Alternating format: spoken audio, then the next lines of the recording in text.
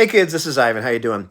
I've been wanting to make this video for a while about a subject that gets me a little bit upset. And this is the idea that many people are where they are because they didn't take the time to invest money for decades in order to prepare for retirement. And that instead they spent money foolishly and now they're in a bad spot because they didn't invest money.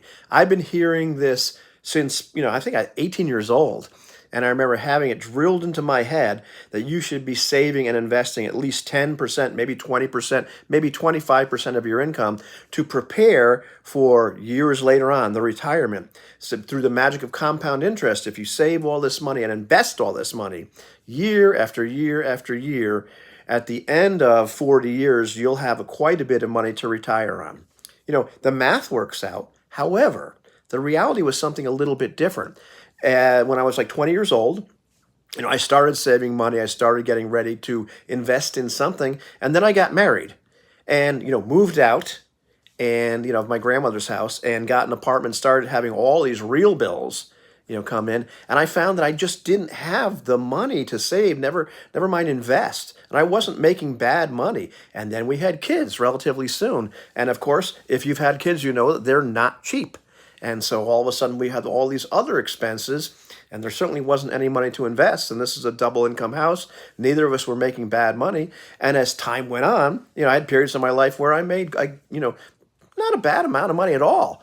But once again, things were expensive. There were all these expenses that happened. And this, since then, inflation has really gotten out of control and my income has not kept up with this at all. And I look at a lot of the people I know, and it's the same thing. I was just doing a little research on this prior to making the video and looking to see what the average and what the median household in America had left over, was supposedly have left over as discretionary income as their bills, were paid. And it said something like, $4,500. And I'm thinking, well, who are these people? Because I don't know them. I know a few of them. I have some friends that are well off, but a lot of the people I know, they're just barely making it and they're living from paycheck to paycheck, or they have, a little bit of money, but, not, some to put in the savings for an emergency, but not to invest.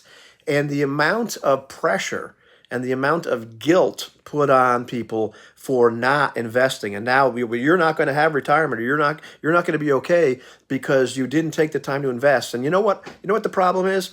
You spend too much money. You're buying the expensive lattes. You're eating out too much. I understand to a certain amount of maybe you should live within your means, but the amount of condescension, really, that's being used talking to people like us, people like me, and saying, well, you know what, your problem is that you're living, you're buying the latte, you're eating out, you're doing all these things, you're buying a bass guitar, you shouldn't do those things. So what I'm supposed to do, what you're supposed to do, is not do anything fun for 40 years. And put all that money that we would have spent on, let's say, I don't know, McDonald's, or you're going out to eat someplace a little bit fancier, or buying something, or that you're passionate about, or having a hobby that you're passionate about. Instead, throw all that money in the stock market so rich people can use it.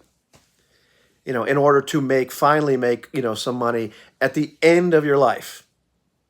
The condescension and the way that the message kind of looks down on people that didn't have the money to invest, or chose to spend it on something fun and really didn't have all that much money to begin with that was discretionary.